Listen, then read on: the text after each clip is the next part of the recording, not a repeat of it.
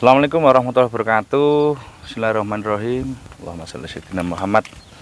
Sahabat Atma Jaya Motor Lover, rekan-rekan semuanya, sehat selalu. Tanpa sehat kita nggak mungkin bisa beraktivitas dengan enak, nyaman, makan nggak bisa enak. Maka nikmat mana yang kau dustakan ketika semuanya sehat gitu ya. Untuk yang sakit mudah-mudahan segera diberi pertolongan, entah obat, entah itu lewat orang, entah mek disuwuk nek jere Jawa kene. Didoni tok juh waras. Nah, itu namanya orang tombo itu macem-macem carane. Kesembuhan tetap milik Allah, tapi ikhtiare ngono ngomong ya. Jangan putus asa yang sedang sakit. Tetap menatap masa depan. Ini kita mau jual. Saya review Alphard V30, sudah pernah bolak-balik, silahkan cek konten-konten saya banyak. Jadi kita sekarang jualan aja ini. Alphard V tahun 2004, pajaknya hidup. Kita lihat bodinya. Oke ya, bodi tadi saya sudah muter, cakep. Bodi cakep. Insya Allah kalau bodi kondisinya masih hampir 100% ya, 90 sekian persen dia dalam keadaan mulus tanpa baret-baret kecil atau gimana. Nah, ini kita syutingnya deket. Karena ini nyuting Alphard, saya nggak perlu begini. Saya nggak perlu begitu. Kalau kita nyutingnya TAF, GT, nyuting Verosa, kita butuh begitu. Karena kita nyutingnya Alphard, yang penting mulus. Gitu ya. Kalau kita menemukan kejanggalan apakah itu keserempet atau nabrak, baru kita ketok-ketok. Tapi kalau nggak ada kejanggalan, mobil ini nggak ada bekas laka dan sebagainya, ya kita cek begitu saya kira udah cukup. Tapi kalau teman-teman lihat di tempatnya orang, tetap diginikan nggak apa-apa. Oh, namanya ikhtiar, diginikan nggak apa-apa. Alphard V ini termasuk tipe yang tinggi. Alphard V tahun 2004. Harganya piro mas? Harganya 119 juta, boleh nego, pajaknya hidup. Pajaknya piro mas? Nah, kalau nopolnya Jawa Timur masih antara 6-7 juta, ini sekitar 7 juta. Kalau nopolnya Jakarta sekitar 5,5 biasanya. Memang kurang bersahabat, pajaknya relatif tinggi. Tapi ingat, mobil ini adalah mobil mahal. Mobil ini CBU. Ini tidak diproduksi di Indonesia, ini diproduksi di Jepang. Jadi suratnya CBU, fakturnya bunyinya form A. Gitu ya, mobil build up itu. Kalau ngerawatnya gimana? Ngerawatnya relatif mudah, bisa dicek, saya sudah banyak buat videonya. Oke, kita lihat sekarang begini. Ini namanya power sliding door. Untuk yang 2004 dia kanan kiri power sliding doornya. Untuk yang 2003 itu yang kiri doang. Ingat saya sih begitu. Oke ya, dicek dalam.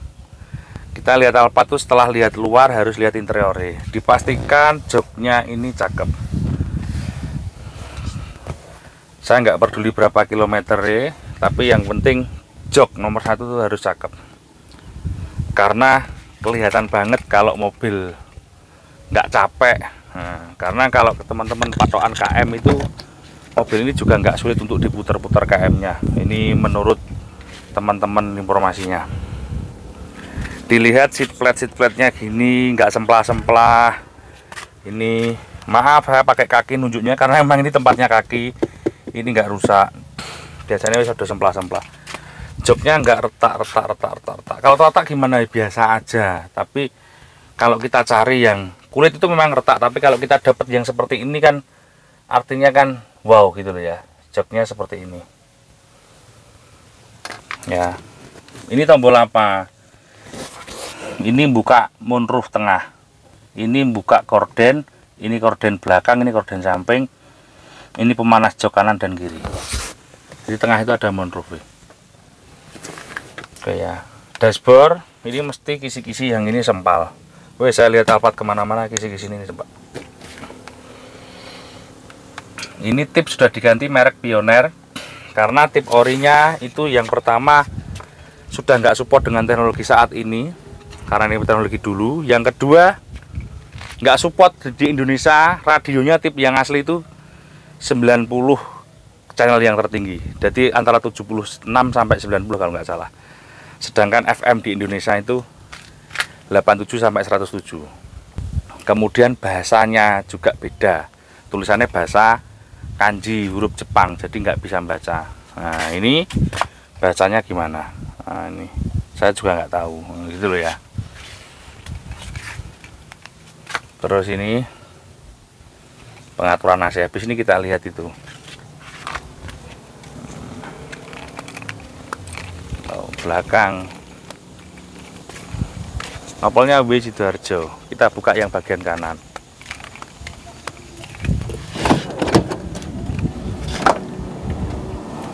Joknya loh cakep.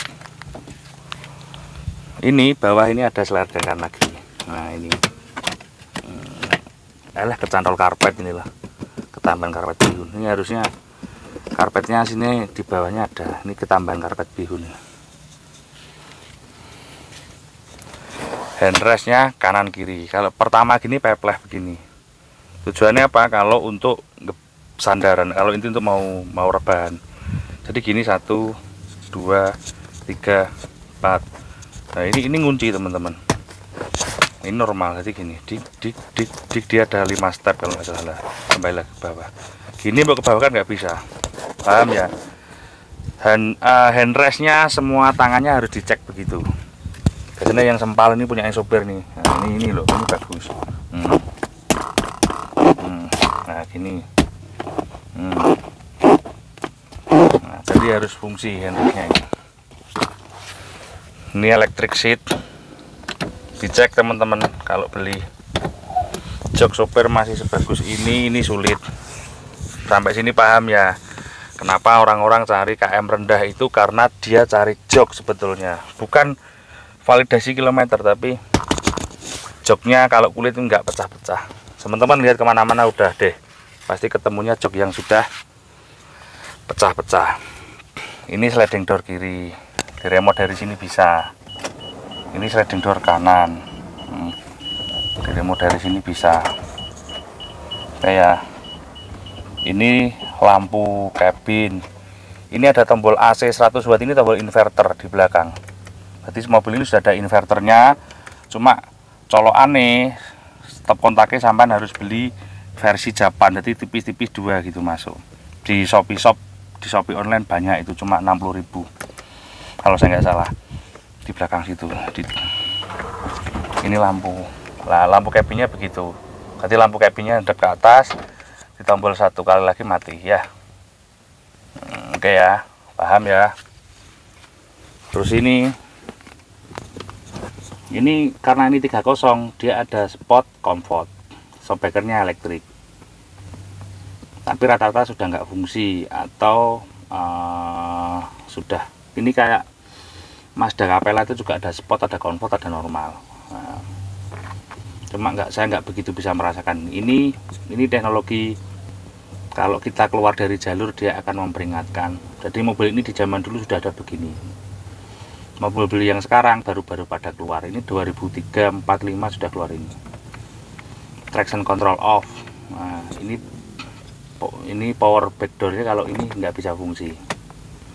Ini ditombol, pintu belakang akan buka sendiri. Ya toh. Jadi cek Alphard jangan sampai ada laka. Nah, ini. Bisa sampai sini paham. Jok ini teman-teman mau setel apapun bisa. Mau didorong paling depan bisa, dorong paling belakang sampai sini relnya bisa. Dipakai rebahan bisa, dipakai kasur juga bisa. Jadi ini dorong paling ke depan, terus jok ini tarik sampai penuh. Jadi ini bisa bukanya bisa rata. Jadi bisa rata, tarik begini bisa rata. Jadi ngelipetnya nggak seperti Nova kayak gitu, enggak. Ini beda. Jadi ini bisa rata begini, di belakang bisa buat kasur. Oke ya, sampai sini paham. Jadi ini mobil multifungsi. Ini dirancang untuk mobil keluarga. Dengan uang 100 juta lebih sedikit, teman-teman sudah dapat kemewahan yang cukup wow. Nah, kita buka. Di sini kap mesin. Di sini bahan bakar. Nah, ini ada lagi-lagi. Kalau ngomong tempat penyimpanan, banyak tempat penyimpanannya. Pintu-pintunya sebesar ini tempat penyimpanannya. Kita buka kap mesinnya dulu. Ini jangan sampai nabrak. Nih, cakep.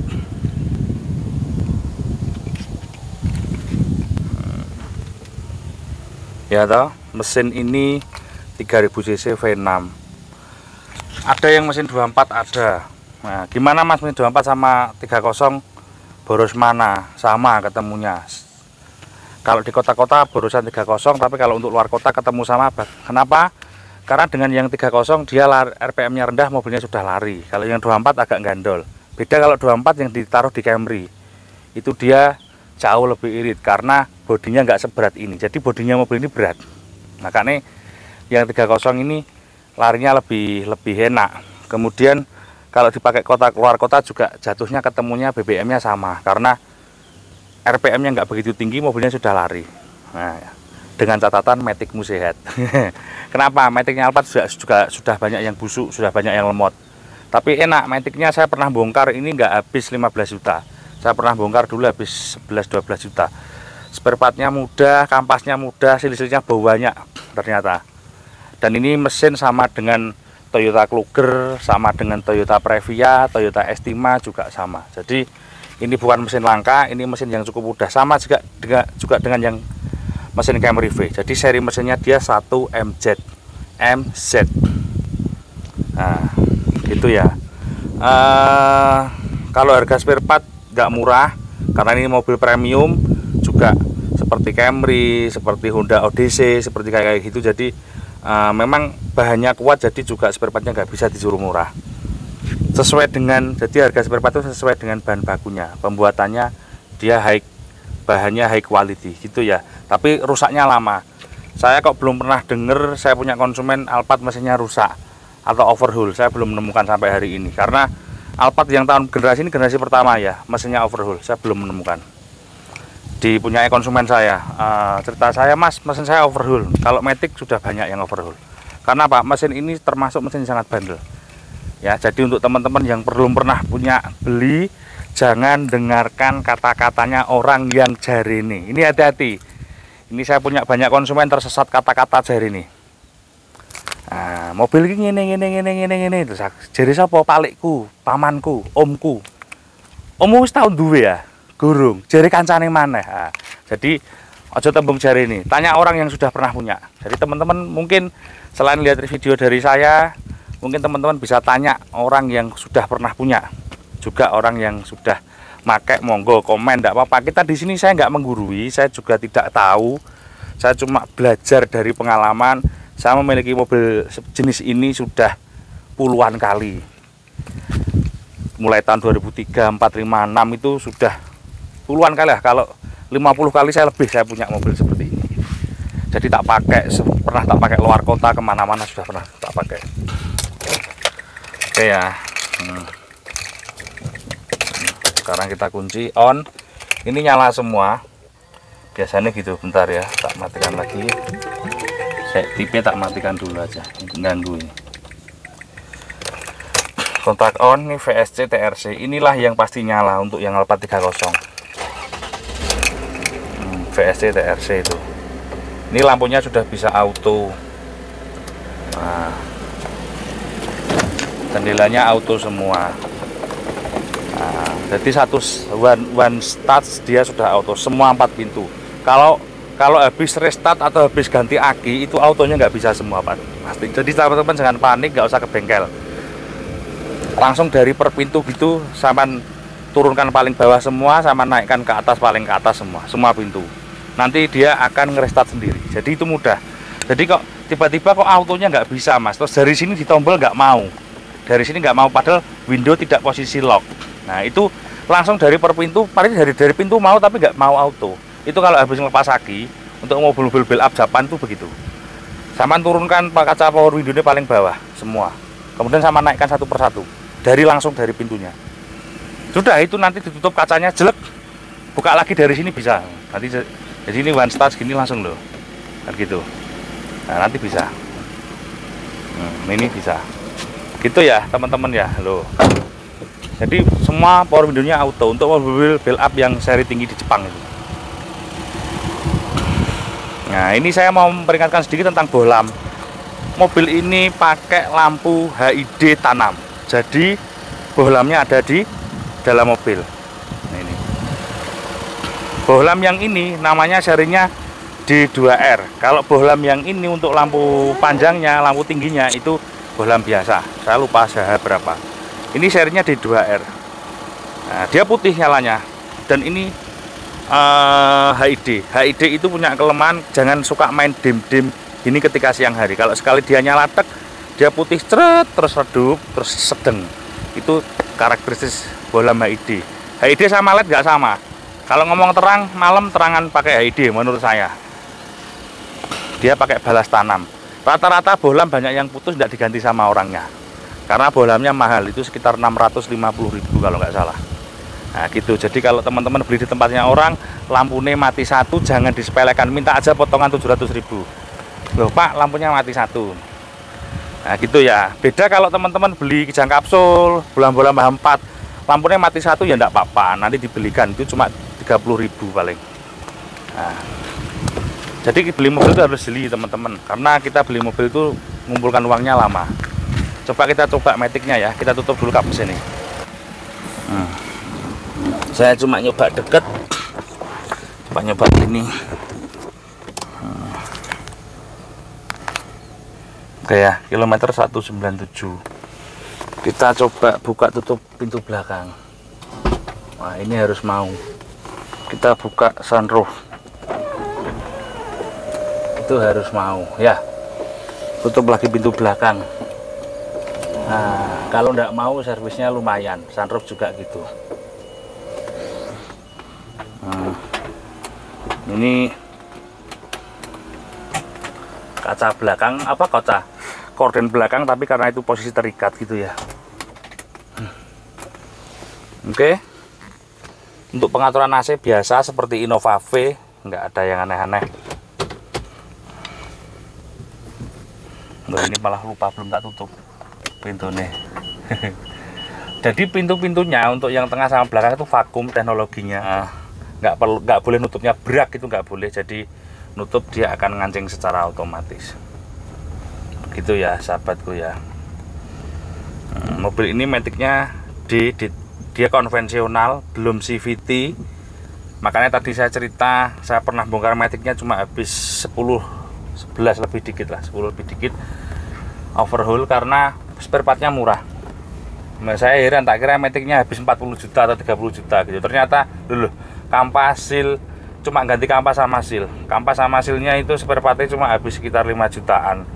Uli 1 juta sekian, jasa ya ketemu 10 lah sama lain-lain.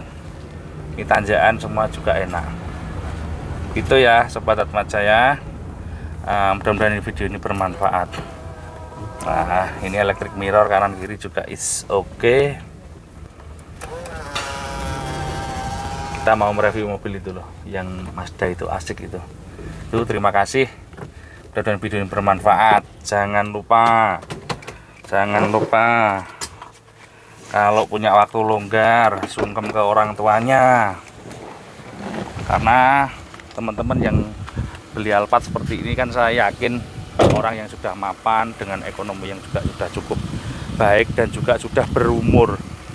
Nah kalau orang tuanya masih disambangi, nek wis mati ya didongakne, disambangi kuburane nek ana wektu. Itu semoga bermanfaat. Assalamualaikum warahmatullahi wabarakatuh.